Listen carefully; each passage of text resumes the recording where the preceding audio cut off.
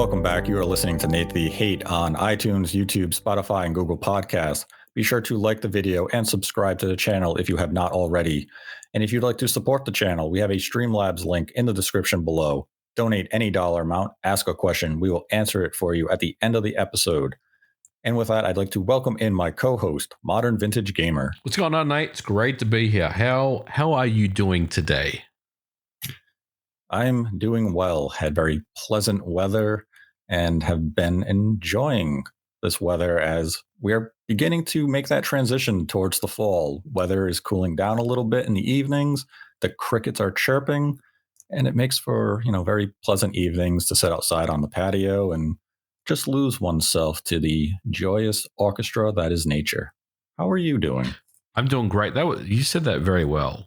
I'm doing great. It's still very hot here. Like we're still 100-degree plus weather, so we're not really out of the hot weather yet. But I can see that the evenings are starting to cool down a little bit as well. So it's always a good time of the year. But we're not here to talk about the weather. What are we here to talk about?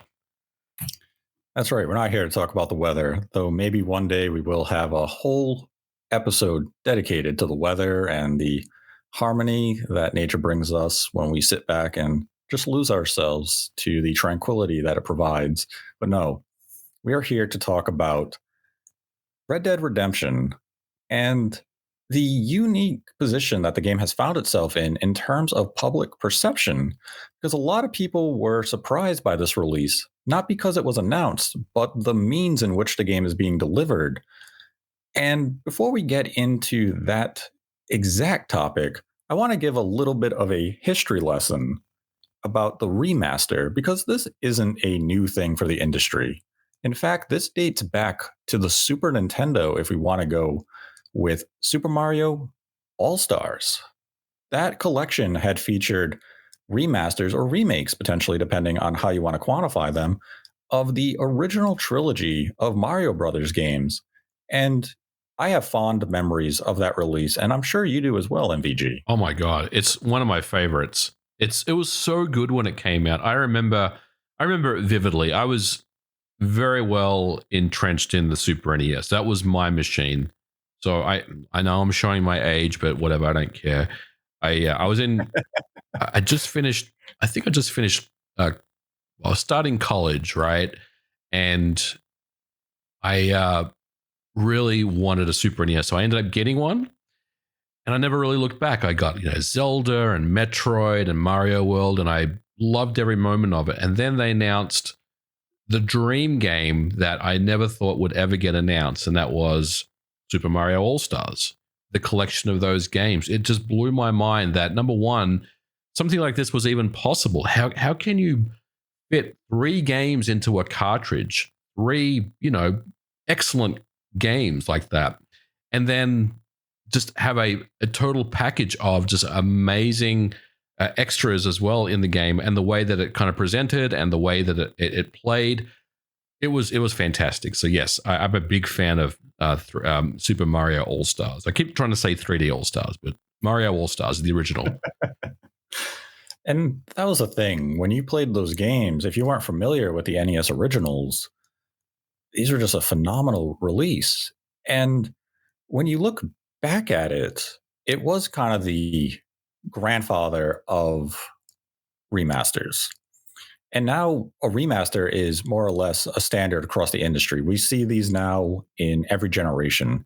We saw them, you could argue, we saw them in the Game Boy Color generation, where we saw enhanced versions of original Game Boy games brought over to the Game Boy Color. And this really took, I'd say, hold as an industry standard kind of during the early HD era, where Sony really leaned back to its PlayStation 2 legacy titles like God of War, Ratchet and Clank, Sly Cooper, and they brought forth HD collections so people could replay them, some with 3D enhancements if you had a 3D TV, but it was largely so you could play them with new HD visuals, better frame rate, higher resolutions, and it allowed a new audience to be introduced to these franchises that were once so pivotal to these companies. And as we've moved forward, especially during the PlayStation 4 and now the PlayStation 5 era, we see remasters in terms of collections really take hold in the industry, as we've had BioShock Collection, we have the Batman Arkham Collection.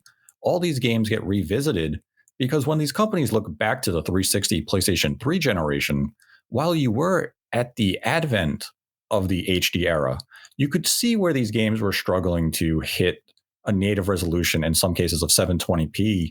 Many were coming in below 1080p. And now you have that horsepower where you can just come in at a native 1080p or native 4K, 60 FPS, and kind of allow your vision to be fully realized on these modern platforms.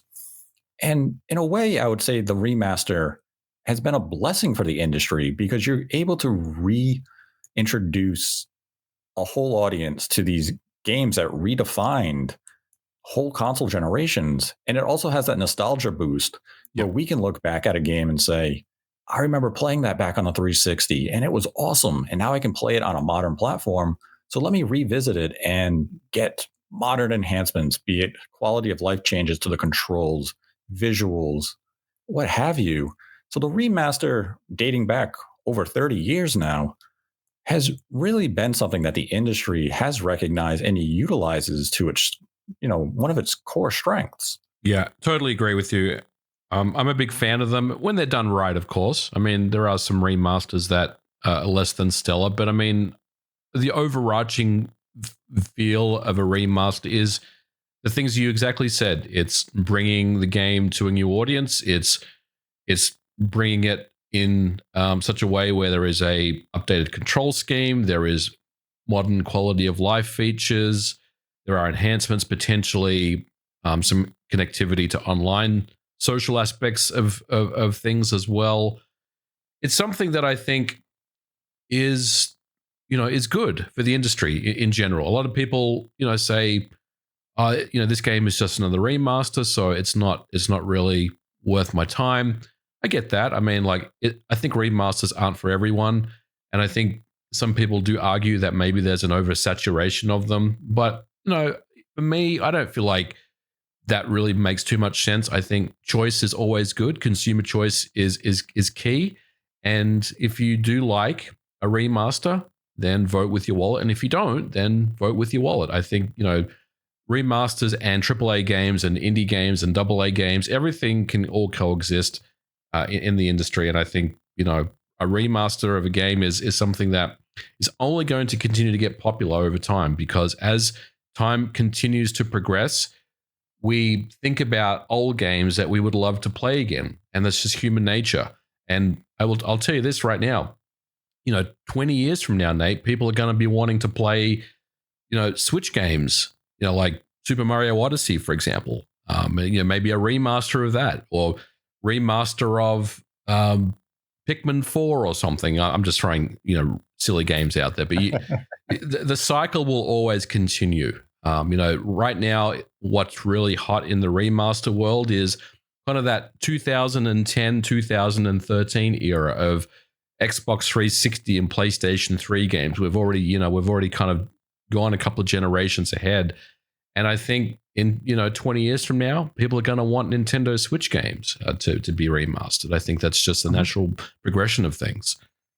Yes. And I mean, one of the biggest remasters in just recent times is the recently released Metroid Prime Remastered, which some would argue is a remake because the line has been blurred with remake and remaster depending on the release and how the publisher opts to use the terminology. But you had the Metroid Prime Remastered. This was a game that came out back in 2002 for the GameCube. Brand new textures, looks phenomenal on the Switch. And we've seen a lot of remasters this generation, especially with the PlayStation 5 and the Xbox Series X being 4K capable. So it kind of presented a lot of opportunity to publishers to reintroduce some of those early HD era games and really bring them into a clearer focus with higher resolution. But what's interesting is that depending on the release or even the publisher at play, really dictated how the game was received. And if we look just on the Switch, Nintendo really used the remaster card, even if they didn't use the terminology, quite often this generation because the Wii U wasn't exactly the most popular piece of hardware Nintendo ever put out. And they had a lot of quality games on the platform that very few people had played. So, right on the onset of the Switch itself, we had Mario Kart 8 Deluxe, which is just essentially a remaster of Mario Kart 8. Yep. It got brand new content and such to incentivize the consumer base to have interest and rebuy the game. And then we saw this continue moving forward throughout the Switch generation with titles like Donkey Kong Tropical Freeze. Mm-hmm. And to justify the $10 price increase, Nintendo added a brand new character. And that was hotly debated at the time of how can you charge $10 more for the exact same game? And Nintendo's answer was, well, you got Funky Kong. And we again saw this with titles like Pikmin 3 Deluxe, New Super Mario Brothers U Deluxe. And it worked well for Nintendo. These games have all gone on to sell exceptionally well on the Switch. And this is, this is one of the few times Nintendo has really dabbled in the modern remaster. They did a few remasters back on the Wii U with Wind Waker HD and Twilight Princess HD, but they never tapped into it quite as much as people had hoped, let's be honest. Because when you look back at the GameCube, there's a lot of games there that people are dying and begging for Nintendo to bring into the HD era. And we still haven't had those opportunities brought forth. We're beginning to see them do it more and more now. We have Pikmin 1 and 2 that just got HD'd as well. It's now available on the eShop, coming to retail in September. And, we're getting Luigi's Mansion 2, which isn't exactly, a home console remaster, but it is a remaster of a 3DS game. We also got your favorite Mario game, Super Mario Sunshine, as well. Don't forget that. Luckily, you can't buy that game new anymore. That's right. Cost $120 on eBay. Good job, Nintendo. Good job. That's another topic for another day. That is. We'll come back to that. But Super Mario 3D All-Stars, another case of Nintendo remastering some classic games like Mario Galaxy. So Nintendo has definitely used that remaster quite more liberally in this current generation, while third parties continue to use it as frequently as they can. Now, just hold that thought for a sec. With the Wii U games, do you think it was more along the lines of, we know that these games are really good, and they did not sell anywhere near as much, obviously due to the Wii U. Does it seem like it was more a case of, let's try again now that we have established a really good, user base with the Switch. Let's try these again and see how we go. That's how it feels to me. It was a case of, we now have a significant install base on the Switch. Let's try to resell these games again because we know these games are quality.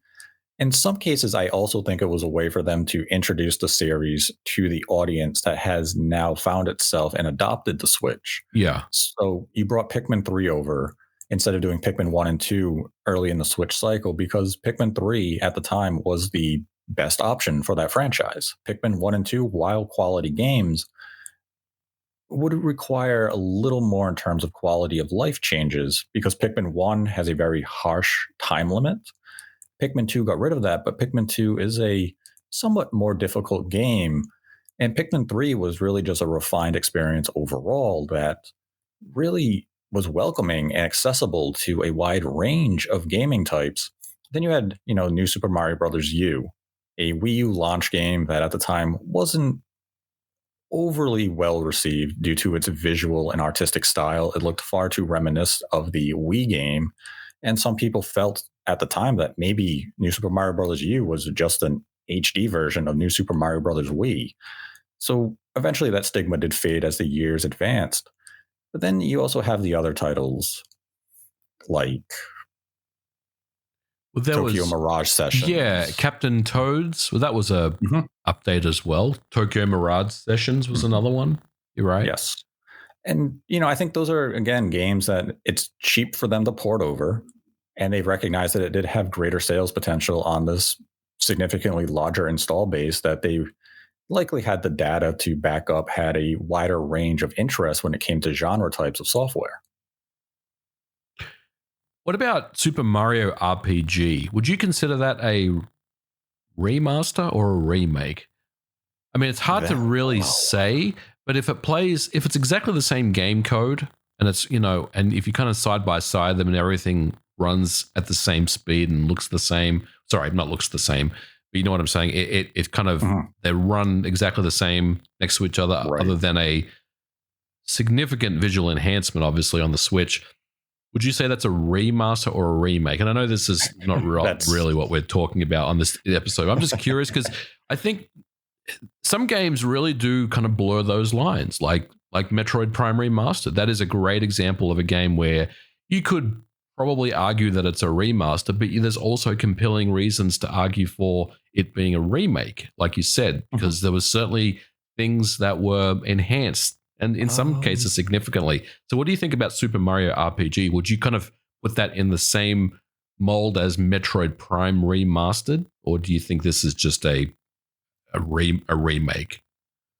It's incredibly difficult for me to assign that a specific brand, because the whole labeling of a remaster remake is so gray at this point that I don't know if we have a clear line of what we want to quantify as each. Because we can look at a release like Resident Evil 2 Remake. It is clearly a remake. It doesn't have the same skeleton. It's not the same bones of the original game. It plays differently. And even though, the overarching story is the same, maybe some changes here and there, it's still Resident Evil 2, but it's a completely different experience in terms of how you consume it. Yeah. Then you have a title like Metroid Prime Remastered, as you mentioned, and the upcoming Mario RPG.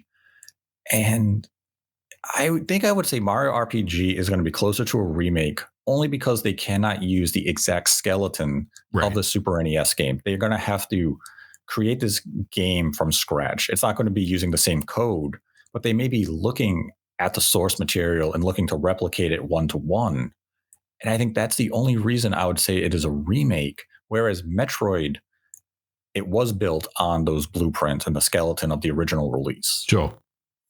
I think that's the path I would go there, because this kind of brings us to that debate that we had, or the industry and the community had, roughly a year ago now, when The Last of Us Part 1 came out. And Naughty Dog was saying, this is a remake of The Last of Us Part 1. And people were saying, no, this is a remaster. It's the exact same game, but with enhanced visuals.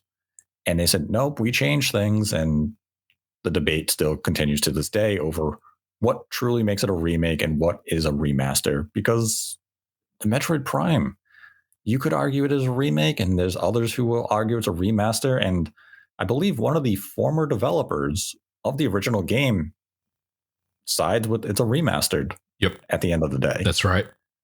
So I kind of leaning towards remaster as well. But it is an interesting matter there, because you could say Mario RPG is a remaster if you want to. Yeah, and I guess time will tell. I mean, we still need to see obviously more of the game beyond the trailer, the teaser that we saw at the Direct. But hopefully we'll see more of that game soon. I know it's coming out in November, I believe. So I'm sure we'll hear more about that game. So this year we're going to have a few more remasters come to release, and there's two upcoming ones. One being Red Dead Redemption, and the other being the Metal Gear Solid Master Collection Volume 1, which includes Metal Gear Solid 1, Metal Gear Solid 2, 3, and then a bunch of the NES games that really they're there for collection's sake. Not many people are going to play them unless you're really committed to the lore of Metal Gear. And when they were announced by Konami, they were met with a lot of excitement because, let's face it, the Metal Gear Solid trilogy is well revered in the gaming community. But now as time has kind of advanced and we get nearer to this release and additional details about this release have come forth, your reception to this particular release has kind of cooled a bit, no? To the Metal Gear HD collection? Yeah, it kind of has, Nate, because I think I'm still excited about this. Please, don't misunderstand me. I think as a fan of Metal Gear Solid, I've wanted to play Metal Gear games on my Switch. So having that available to me is very exciting. my concern with the Master Collection, is that what it's called? Metal Gear Solid Yeah, Master Master Collection Collection. I Volume was about to say 1. Master Chief Collection, which is not right. My concern with it is that on the surface, and I want to be very clear, based on what we've seen, and the game is not out yet, it only appears as though it is a straight port of the kind of the Blue Point games that were done back on the 360 and the PS3 all those years ago. And based on everything that I've seen so far, it appears as though that is the case. And while that's not a bad thing in of itself, I think there's definitely some concern there with that. And it's kind of at Konami's own admission that these are not full on, revisit or remasters of the remasters. It almost feels as though this is just Konami's way of relisting these games on the digital storefronts after they had pulled them a couple of years ago. And I can understand that with Metal Gear Solid 3 that you're revisiting this game with its own remake, that you're not going to go back to these remasters and do a full-on overhaul, because you want to provide value when it comes time to buy Metal Gear Solid 3 Delta. That's the full project, which kind of comes back to what we've been talking about, a remaster or a remake, because Delta is the exact same Metal Gear Solid 3 game built on the bones of the original game, just with improved visuals. Right. So it's an interesting release, but when you looked at the public reception, it was positive. People were excited for these releases. The price point came out $60 for the complete thing, or you could buy each release standalone for $20. Yep. And people were saying, okay, this is fantastic. Really compelling price here. Then came Red Dead Redemption. And the internet was not kind to this announcement just a few days ago. Red Dead Redemption is coming to Switch and PlayStation 4. You can play it on PlayStation 5, where you get 4K 30 FPS via backwards compatibility boost. And the reception online was negative. You had individuals coming out saying, look at Rockstar as being lazy. Yep. Why did they only port the game over? And this was in stark contrast to what we have seen from other remasters this generation, be it offerings from Nintendo, Sony, Microsoft, or third parties like Konami, where generally the releases were praised and people were excited to revisit these games. Red Dead Redemption is not getting that. It's getting just lambasted online by, I would say, Rockstar fans, or maybe it's just a troll community who wants to be a loud voice amongst, the trolls. I can't tell. I honestly, this is very surprising to me, and a little bit puzzling, I will say. So Red Dead Redemption is a game that I've wanted to play on the Switch, just in the same way as the Metal Gear Solid games on the Switch. I've wanted Red Dead Redemption for years. In fact, when I believe it was Virtuos did LA Noire on the Switch. Yes. And was it 2018 when that came out? I believe it was holiday 2017. Wow. I mean, that was one of the earliest games that came out on the Switch. And ever since that game came out, I've been chomping at the bit for a Red Dead Redemption and a Grand Theft Auto game. Now, Grand Theft Auto, I'm pretty confident, other than the ridiculous trilogy that they gave us last year, we're not going to see GTA 4 or GTA 5 on Switch. I mean, that door is closed. That ship has sailed. Will we see a GTA game next generation? Potentially. But Red Dead Redemption is one of those games that, number one, I absolutely love, and I've wanted to play on the Switch for a long, long time. And having a double pack with Red Dead Redemption and Undead Nightmare is really all I've ever wanted. So I think that there is a lot of kind of unjust outrage about Red Dead Redemption. You're right. People are saying it's a lazy port. It's lazy developers.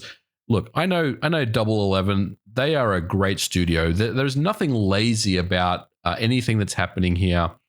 I think ultimately this is really what Rockstar has wanted to do, and that is to simply bring the game to other systems that cannot play Red Dead Redemption currently, which means both Sony and Nintendo systems.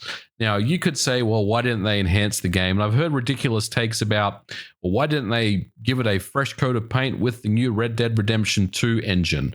I mean, that's absolutely absurd, because not only would that not work, it's something that, and I think we heard the same thing, if you recall, Nate, with The Last of Us Part 1 remake, or The Last of Us Part 1, where people were saying they were disappointed because it didn't have dodge and prone, because it wasn't built with the new engine that some people had maybe assumed incorrectly.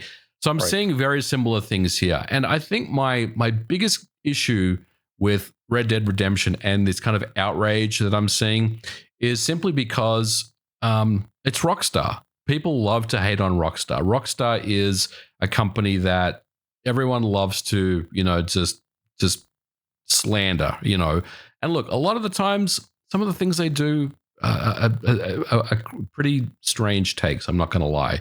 But I think my biggest issue with what I'm seeing with Red Dead Redemption is that people are seemingly giving Metal Gear Solid Master Collection a pass.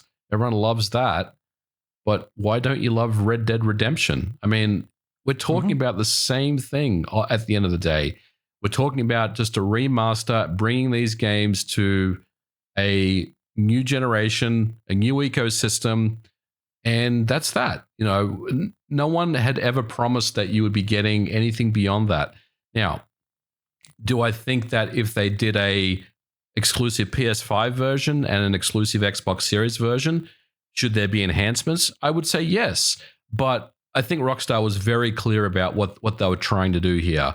They're just bringing it to a Sony and a Nintendo ecosystem where you can play the game at some level of parity with the Xbox version. So for me, I just don't really get the outrage for Red Dead Redemption, especially when we just kind of talked about other games such as Metal Gear Solid Collection that seemingly are getting a pass for having a similar product.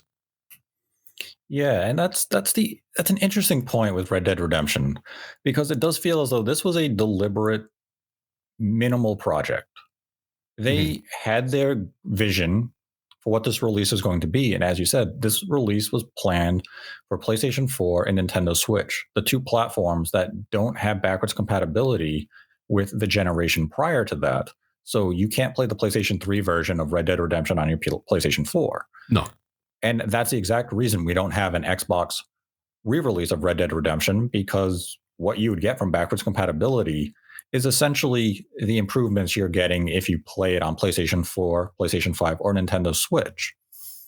And again, that speaks to the fantastic work Microsoft did on their backwards compatibility program, where it essentially remasters select games just by default through magic.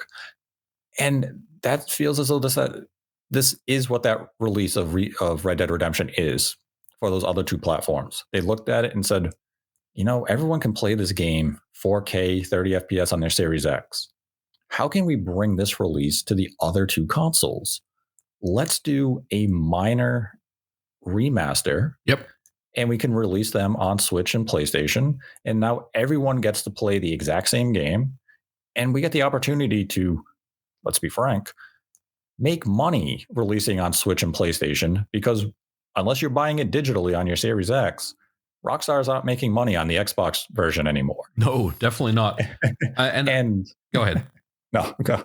I was just going to say, I mean, there's going to be people out there that say, well, why wasn't it 60 at 4K? Look, my response to that is, feel free to download an emulator like Xenia and play it at 4K 60. I mean, if you have a PC or a Steam Deck, then nothing is really stopping you from doing that. And you'll still have a fantastic experience. But look, ultimately, this product is just to get a foothold in the Sony and Nintendo ecosystem. And I think it's a smart move. And I think it's probably a first step as well. Because one of the things that I've heard many, many times, it's almost industry, chatter for years, is that Red Dead Redemption was in such a bad state code wise. And it was one of the rumored reasons why it never came out for PC, which, by the way, I do want to talk about why it's not coming to PC. So hold that thought. But I think if Double 11 or whoever was kind of tasked to bring this port to modern consoles, if they have done all that work to make the Red Dead Redemption code base in such a way that it can now be brought forward, then I'm very, very happy to hear that, because for years we heard that Red Dead Redemption couldn't get ported because it was a mess. It was spaghetti code. There was all sorts of issues with it. It just wasn't developed very well with scalability and modularity and good code in mind. It was just kind of written really quickly. So now that we are going to see it come to modern consoles, then I feel like those hurdles have now been overcome. And now, if Rockstar decides going forward for next generation, and look, you don't know, we may see an enhanced edition for next Switch 2, PS5, and Xbox Series. But the good news is it is now going to be available for Nintendo and Sony consoles, and that's a good thing. So look, I didn't really expect any more than what they told us. Maybe some folks were disappointed because I believe that before Rockstar made the announcement, there was a rumor going around like a week prior. And correct me if I'm wrong, but wasn't the rumor a Red Dead Redemption like remake or something like that? Where I think people were expecting more than what they got, and I think that really turned some people away. Is that right? I'm pretty sure someone was talking about a remake or something. A couple of years ago, there was talks of a remake, and then the talks were that was shelved, right, due to the failure of the GTA trilogy. Yeah, and then as this rumor began to circulate more and more, I think it was mostly dubbed a remaster. Which, again, people hold different standards as to what a remaster is. And I mean, to your point, it does feel as though the game could be, let's say, 4K 60 on PlayStation 5. But if it were, you'd have to make an Xbox SKU now. Yes, because that's not being achieved via backwards compatibility. Right. So it feels as though 4K 30 was chosen for parity. I agree. I think they wanted to get all the versions close enough to a point where you had the exact experience anywhere you played, no matter if you played on the Switch with handheld or you played on the Xbox via backward compatibility. Of course, you're going to get enhanced resolutions, but other than that, the game is going to run smooth. It's going to run at 30. It's going to look good everywhere. It's going to look like Red Dead Redemption. Obviously, the graphics and visuals have aged a little bit because the game is from 2010. But I agree. I think Rockstar's intent with this, for whatever reason, but I think I understand, was to ensure parity with any version that you buy today. Now, they also came out and they justified the price point, which is $50 for Red Dead Redemption 1 with Undead Nightmare. And they said this is market correct. How much is the Metal Gear Solid? 60 complete. Okay. I mean, or $20 individual. Listen, I don't think you can be upset about Red Dead Redemption's price when you get Red Dead Redemption plus Undead Nightmares, probably about 30 to 40 hours of value there, and compare that to $60 for Metal Gear Solid Master Collection.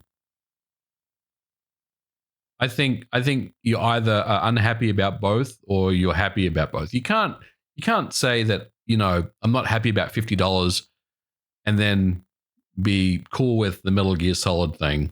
I just don't understand that. And maybe it goes back to people just love to hate Rockstar. I don't know. What do you think? I think the only thing you can use as a motivator of being slightly angry about the price of Red Dead Redemption is that we do have the digital price of the Xbox version. and Hmm. that's less than $50. But Yeah. that would ignore the work that went into this re-release. So I think, let's say a $20 price increase over the current digital 360 version on the Xbox is more than justified. Right. And again, if you think the $50 price point is too high and you own an Xbox, Yeah. you have the option to buy the game and play it right now. You can go out and buy a used disc for $14 and experience the game how other as in the exact same quality others are going to experience on their PlayStation. So that option is available to you. And the developers at Double 11 deserve to be compensated for the work that they put into this re-release for PlayStation and Switch. It does feel as though there is a bit of a double standard going on here, and I think you hit the nail on the head, is that it is Rockstar. And you've been very vocal at times Oh in regards yeah. to Rockstar and Take-Two when they've gone after the Absolutely. modding and the emulating community and Absolutely. taking projects down that they don't deem, appropriate or it infringes on them. You've made videos going after them for their actions. So it's not as though you're sitting here giving them a pass because you are a fan of their practices. You No. have condemned them when it is right to condemn them. I certainly have. I just don't see a problem here. Is really my biggest thing. I don't see the issue here. Mhm. I think the only thing that you can kind of scratch your head and question Rockstar about with this is why there's no PC version. What do you think there's no Right. PC version of Red Dead Redemption? I think people have wanted a PC version of Red Dead Redemption since the first day it released on the 360 back in 2010. And it's been 13 years later and we still don't have a PC version. Yes, you can play it on emulation, and yes, I love emulation, and if that's what you want to do, feel free. You'll have a fantastic experience. But for those people that just want to purchase it on Steam or whatever Rockstar serves up these games on anymore, I'm not even sure. Um, they're still waiting, and I don't understand that. Why do you think that Rockstar hasn't committed to a PC version? Because surely enough time has passed by now. Like, we're past the point now where it's like this is a big deal because it's been such a long time. I can't even fathom a guess as to why there's no PC version because you feel as though they would bring forth a PC release for this game. They know the demand is there, they know interest is there.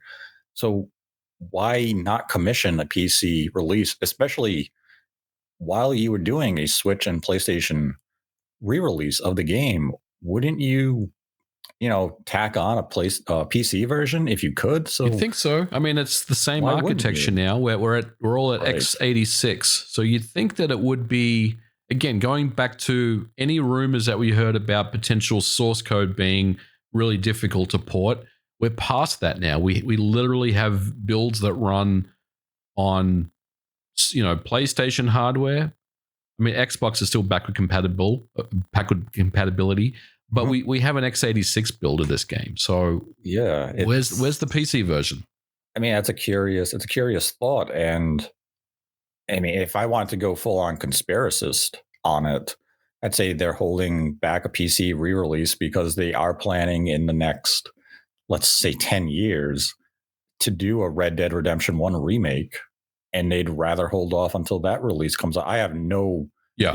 basis to stand on that foundation of that claim. It's just, a wild thought out there, but I couldn't even rationalize a guess as to why they continue to avoid PC with this specific release. I agree with you. I think Rockstar is holding back for something more. I think really, like I said, this is to get a foothold, to bring Red Dead Redemption to modern consoles. You're just taking that step, and it's a big step because again, this is a game that is 13 years old. So you do that, and then you kind of work out what the next move is. And maybe they're kind of just maybe this is a wait and see on how sales do, which I think it'll do well. Let's be clear. And then kind of based on the sales that come from this, they'll make a determination whether they should, do an enhanced version of the game. I'll say. I mean, they brought Red Dead Redemption 2 to PC, so they know there's a base there. Yep. And that's what makes the decision not to bring the first one to PC all the more baffling. It's just a bewildering decision that this one release is something that they just do not have the ambitions to do. And the fact that there is no clear answer as to why Rockstar deliberately chooses not to bring Red Dead Redemption 1 to PC is something that maybe one day we will get an answer to. And they kind of gave a very wishy washy answer when asked, why isn't this re release coming to PC? And they said, the developers can announce a PC version in their time if they decide to do it. And that's an odd statement for your publisher to say, if the developers want to announce it, they can. You're the publisher. You're the one who green light these projects. So either you okay it or it doesn't happen. Double 11 isn't sitting there saying, yeah, we want to make the PC version without your approval. They need your approval. They need your financing to make this release happen. So why give that type of statement? That's a weird statement. That it almost goes along with his fence sitting comment about the backward compatibility that we talked about in the last episode.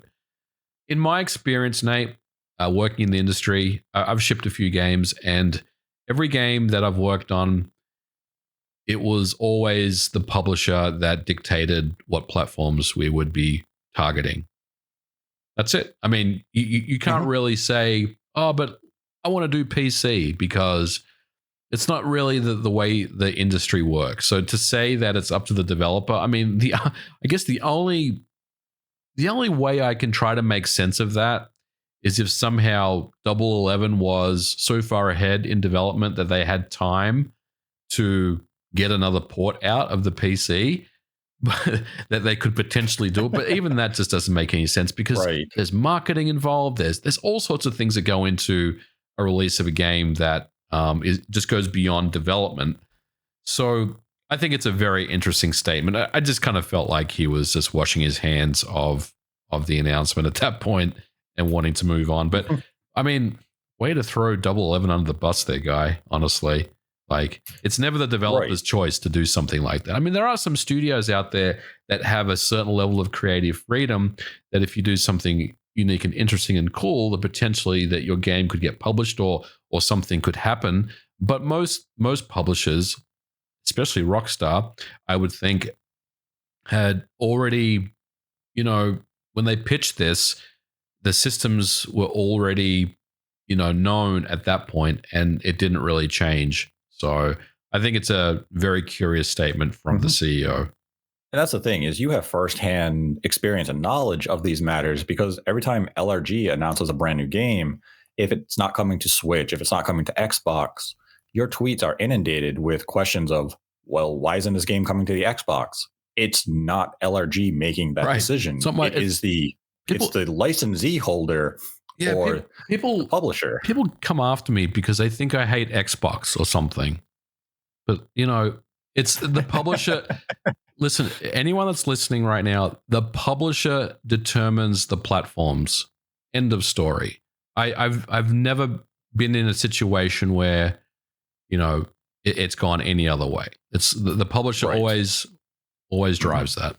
Right. I mean, everyone at LRG, if you could bring it to Xbox or any number of platforms, you want to release it on as many platforms as possible. You're not going out of your way to intentionally avoid a platform out of, some hidden agenda. It's, hey, we got the license to this, specific game, and they want it on so and so of a platform, and hey, for whatever reason they don't want to release it on this other platform. Maybe it's a business decision where they don't have confidence in the product selling there, and you follow the rules dictated to you by them. You bring it to those platforms, and that's what it releases on. Yeah. And that's why those comments were just very odd of, if they, if you want a PC version, it's up to them. It's never up to the developer. It's always up to the publisher.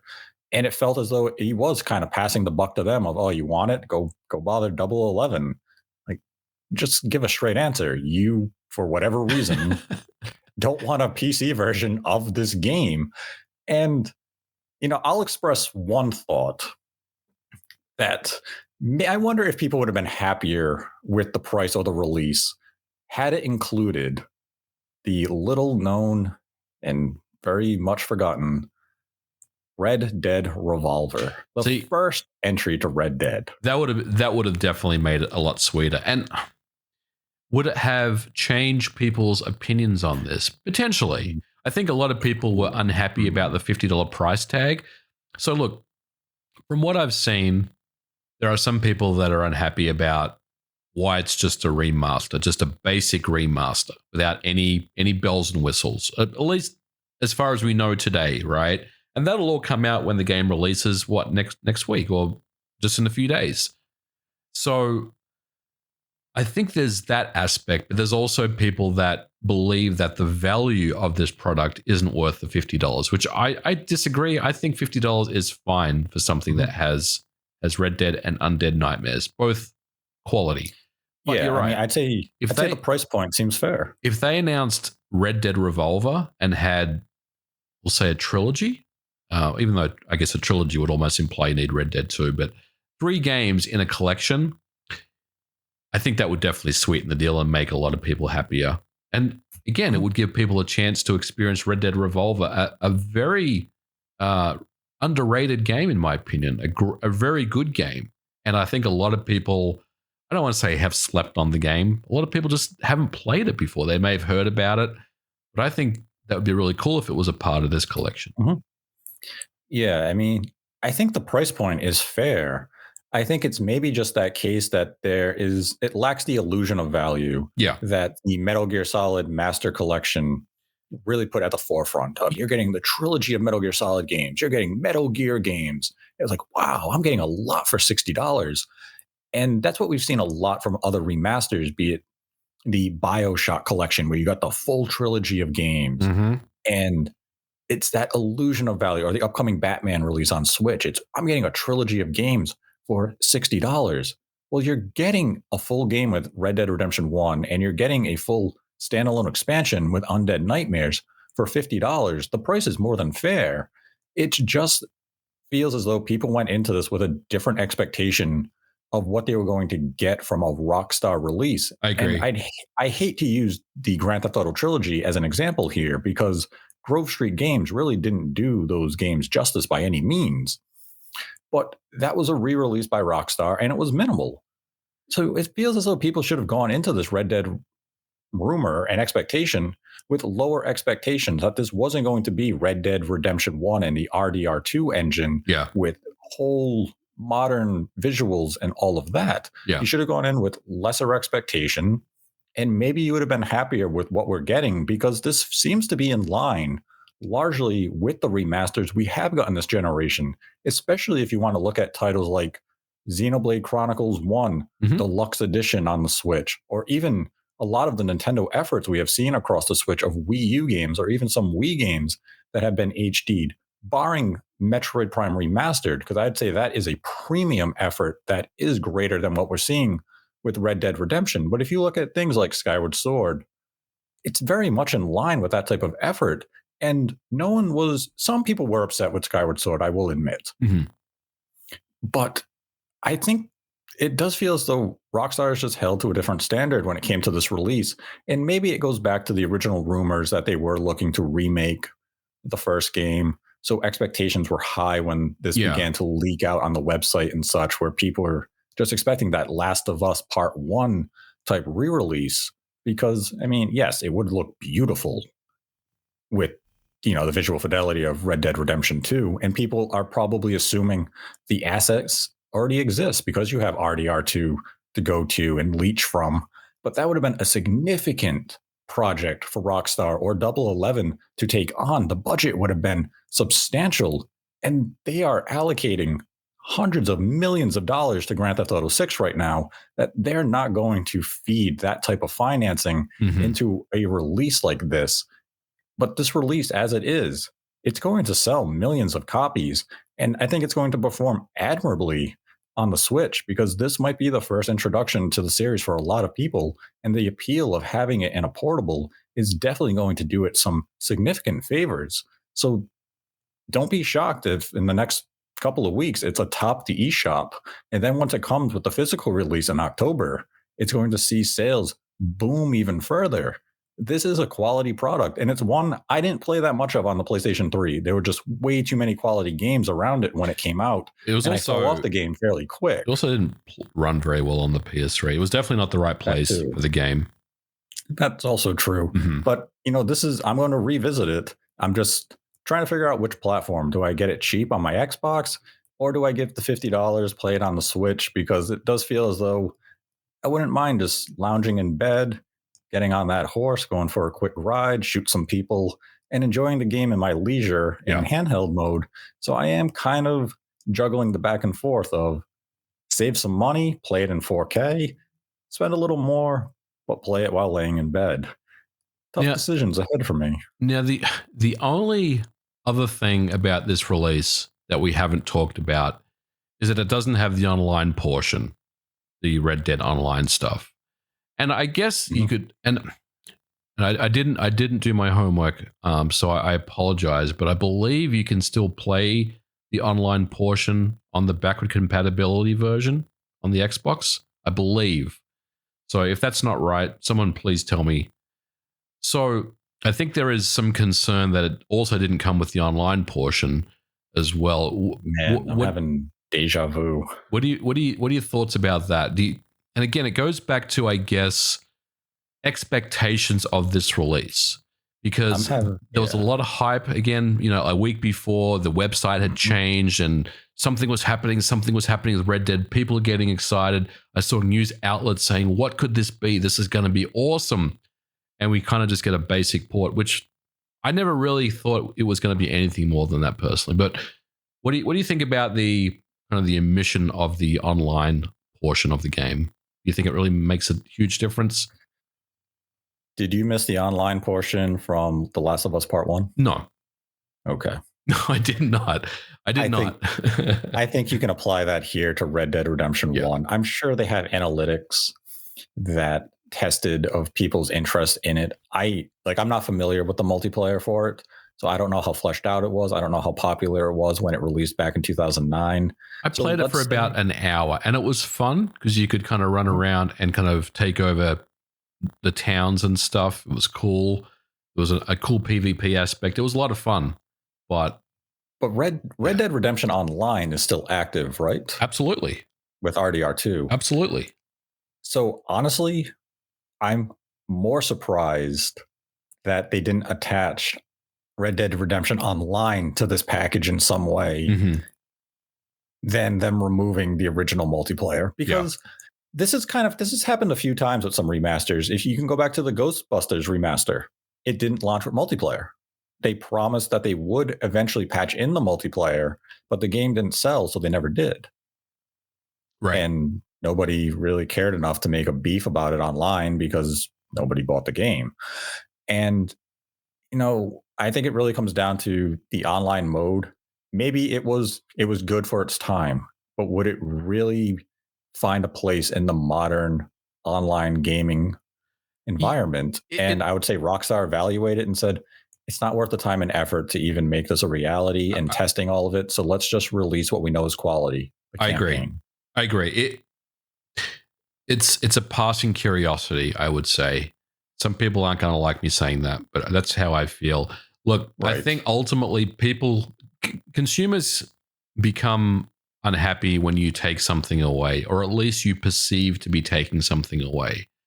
So, obviously the original Right. packaging had the online portion. Now it Mhm. doesn't. So people are like, well, why doesn't it have it? We had it before. But I agree with you. I think that there's really no reason to have Red Dead Redemption 1 online in 2023. It just doesn't make any Mhm. sense. I don't think it's something that, I mean, sure, there'll be people that play it. There's probably going to be thousands of people that play it, but most people, and I think Rockstar themselves, don't want to fragment their online audience Right. between an old legacy Red Dead Redemption online experience and RDR2 online.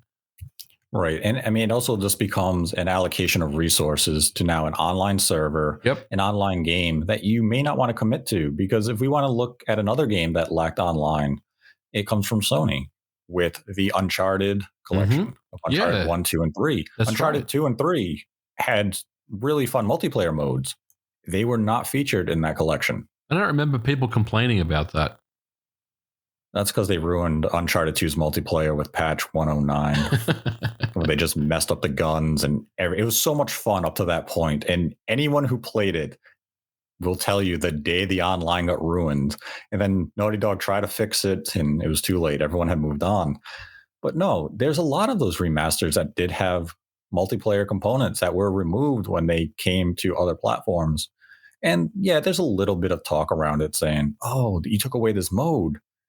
But it's largely, we're in a different era of gaming. That multiplayer may not work today. Yeah. And there's no reason to waste a lot of man hours and money on a mode that could potentially be abandoned within the first couple of weeks of launch. You're better off focusing on what is truly the premium quantity of the package, and that's the single player game. And I think Rockstar made the right move here, just like Naughty Dog did with The Last of Us Part 1. You wanted people to play the story. The multiplayer in a lot of these games is just complementary. It's just something they added to the original release to provide a little more replay value and value to the overall package to incentivize you to pick it up. But when it comes time to remaster it, they know you're buying the game to revisit the story and the campaign. You're not buying it to revisit that multiplayer mode. Exactly. I want to play Red Dead in the bathroom on my Switch. Now I can. Now I'm happy. You know, I mean, I'm not asking for much here, but I'm very, very happy that Red Dead Redemption has returned. Took a while, that's for sure, but did take a while. And hey, but yeah, so you know, look, I'm not here to tell people how to feel about something, but I just find it very curious that Red Dead Redemption is getting a lot of backlash. A lot of backlash. I mean, even seeing like IGN and these big outlets talking about it. And I guess I just don't really understand because, and maybe people just were expecting a lot more. And I don't really know what the solution to that is. Just, I guess, just hype responsibly, I guess is the way to put it. I don't know. And that's really maybe what it boils down to is hype responsibly. But it does feel like there were a lot of attacks at the developers of just being called lazy or Rockstar just looking to be greedy. And it really doesn't feel like that. This feels as though it is a standard remaster release that we have seen time and time again from countless publishers and console manufacturers, even within the same range of effort put into the product and the same price point. There's just, for some reason, people are really angry about this particular release. Mm-hmm. Actually, let me rephrase that. A vocal subsection of the gaming community is angry about this release. And I do question the motivations behind this anger. Is it faux outrage for the sake of outrage because they thought others were going to be outraged, so they fueled that fire with this gasoline? And It's going to pass the second the game comes out on the 17th? Or is there genuine concern about this release? Because I'm going to go with the former. This was just faux outrage for the sake of it. And a lot of these concerns are going to be silenced once people play the game on the 17th on the PlayStation or the Switch, and they're going to say, hey, this is really a quality effort. It runs well. It looks good. Mm-hmm. And all of a sudden, all those concerns, the price point, no online, it being a lazy effort, are no longer going to be in the conversation sphere. It was just a temporary knee-jerk reaction because people were expecting something grander than what was delivered, despite there being no teasing or promise from Rockstar themselves. It was just little details were leaking here and there, and people simply had a much larger vision in their head than what reality had delivered. And I can't hold that against 011, Rockstar, or the game itself. I can't even hold it against rumors or a leak because there was nothing indicating something bigger on the horizon than what we got. All the talk leading up to it was announcement in August, release in October. With such a tight turnaround, of course it wasn't going to be some $100 million AAA effort. Yeah, exactly. It never made sense to expect something that large. And I could get the knee-jerk reaction of waking up the morning, seeing it and be like, wow, that's what they did with the release. But once you really looked at it and said, there are visual enhancements, there are some texture changes, performance is going to be smoother. It's going to run far superior than what the PlayStation 3 version did. Oh, yeah. There's really nothing about the release that is genuinely upsetting. And again, if you want to save money and you want to play it the best way you can, the Xbox version is right there for you. Yep. So consider that. Yep. And emulate. Do that if you want to play an enhanced version of the game. I guess the last thing that I want to bring up is that the other thing that we have, well, people for some reason haven't really brought up as an interesting talking point, and I think is very interesting. If we compare again the Metal Gear Solid Master Collection to the Red Dead Redemption was announced and is literally coming out 10 days later. I think it was 10 days, right, after it was announced. So it's done. It's in the bag. It's gone through certification. It's ready. It's ready. It's probably somewhere, available now for pre-order. I'm pretty sure it is actually. Game is done. The Metal Gear Solid HD collection, we got an announcement a lot earlier. So I think there is something to be said about having a product that is announced very, very quickly. I mean, you could almost say it's a shadow drop, with a 10-day kind of window. Yeah, largely it basically was. I mean, I can say as of day of recording, reviewers already have access to Red Dead Redemption. They've been playing it for the last several days. Yeah.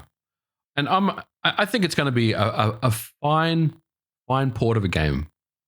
It's not going to have anything beyond that, but it's going to look good and it's going to play good. It's going to play exactly the same way that you remember it, and it's going to be a solid experience. I think anyone that is giving Double 11 any beef about this really just needs to take a look at themselves closer, because, like you said, Nate, developers aren't lazy. Developers do the job of what they're asked to do. If a publisher says, we want to bring back this game and this is how we want to do it, give us your best pitch as to how you think we can make this work and why we should choose you, then the developer will do just that. They work with the specifications of the publisher. There's really nothing else to say there. So I don't have any issue with Double 11. I think Double 11 is actually awesome. I know some people that work there, and also, I'm not sure if you know this, Nate, but there are some ex-Rockstar developers that do work at Double 11. So this is not just let's find a cheap port studio to do this game. This is a studio that knows what they're doing. They have the talent, they have the expertise and the experience. So I think the game will turn out fine. I have no concerns about it. Yeah, this isn't a Grove Street game situation of let's try to save ourselves a bunch of money and re-release these games as cheap as possible. This is something that is a passion project. It has individuals who may have worked on the original game coming back to work on it and bringing it to a modern audience. And, I'm looking forward to when it does come out so I can truly dive into Red Dead Redemption and see what all the hype is for the last decade. And, see if the story resonates with me and clicks with me. Hopefully it does, because I didn't give it a fair shake back in 2009 when it came out. And I'm now ready to do so. And I hate to end on this, so I don't think I'm going to. Wait, I have a question. I have one more question before we end on your point. Do you think that the debacle of the Grand Theft Auto Definitive Edition trilogy has hurt the reputation of Red Dead Redemption? Or maybe let me put it another way. If the GTA 3 trilogy did not exist and we just completely erased all that out of our minds, and they did announce Red Dead Redemption for Switch and PS4 exactly the same way as they're doing right now, do you think the reception would have been more positive? Yes. I agree. I feel like both of these are being kind of bundled together unfairly. So I do agree with that. What was your finishing point? What do you think? We've seen how remasters review. We saw how Metroid Prime Remastered review. Will Red Dead Redemption on PS4 and Switch score as high as the original release? No, it won't. I think it'll probably do I think this could age like milk. So don't come after me in the chat. I think it's probably going to do a mid to high 80s of a score. I think it's going to lose points for the price, because I think there's going to be some reviewers that won't kind of be able to, justify the price. So it's going to lose some marks for that. And I think some people or some reviewers may not like the perceived, at least, no online portion of the game. So I think it's going to lose some points, but overall, I think it'll still score quite high, but it won't score as high as the original. Yeah, I'm in agreement with that. I'm thinking in the mid 80s. I think basically everything we just talked about being a non-issue, I think certain reviewers are going to come out with just that agenda of saying it's a bare bones port. We don't like this effort. Oh, it didn't have the online. They charging a premium price. It's really, while it's a great game, it deserved greater than this. So that's why we're going to settle at an 80, where it's, why don't you review the product for what the product is, not what you wanted it to be or what you expected it to be. Because if it's still the same fantastic game and now it controls better, it runs better, it looks better, review it that way. Don't review it because you wanted it to look like Red Dead Redemption 2. Right. But there's going to be outlets and there's going to be YouTube channels that go that exact route. And some of it is going to be disingenuous. It's just going to be to create outrage and get hate clicks, which is a shame. But yeah, I'm thinking it's going to come in, in that mid 80s range. And, whether or not that is a fair score, we'll find out in the very near future. But just a few days. Looking forward to it. Yeah. I'm picking it up on the Switch. I will probably do some content around it. I'll see if there's any way to overclock it and uncap the frame rate. So check out the channel. I got some interesting things coming up. 60 FPS RDR on Switch. We'll see. And that's going to wrap up this episode of Nate the Hate. If you'd like to support the channel, we have a Streamlabs link in the description below. Donate any dollar amount, ask a question. We'll answer it at the end of the episode. And with that, I'd like to thank MVG for joining me as always. Always a pleasure, Nate. Thanks for having me on. And let us know your thoughts on the Red Dead Redemption release in the comment section below, and whether or not you think it is a quality remaster or re-release on modern platforms, and if you plan on picking it up, and if you think the Metal Gear Solid collection is a more enhanced release than this Red Dead Redemption, or if you feel Red Dead Redemption is a standard remaster and re-release that we have seen across the board this entire generation. But until next time, continue to embrace the hate.